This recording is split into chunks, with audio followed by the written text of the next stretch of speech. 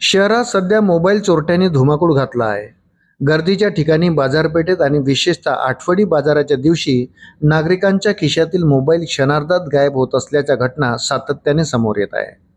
दरम्यान चोरट्यांनी एका पोलीस कर्मचाऱ्याचाच मोबाईल लंपास केल्याने मोबाईल चोर पोलिसावरच वरचढ झाल्याचे दिसून आले.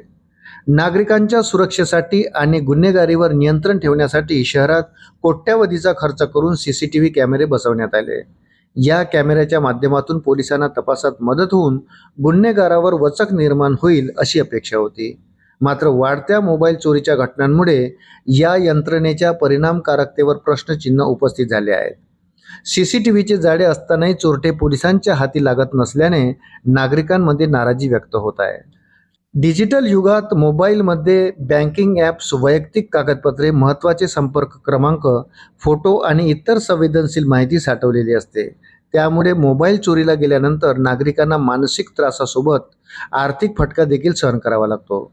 जेव्हा पोलीस कर्मचाऱ्याचाच मोबाईल सुरक्षित नाही, तेव्हा आमच्या सुरक्षिततेचे काय, असा सवाल नागरिकांकडून केला जात आहे. त्यामुळे मोबाईल चोरट्यांचा बंदोबस्त करण्यासाठी विशेष मोहीम आखून या टोळीचा तातडीने पर्दाफाश करण्याची मागणी होत आहे. अशाच नवनवीन अपडेटसाठी व्हिडिओला लाईक आणि चॅनलला सबस्क्राईब जरूर करा. धन्यवाद.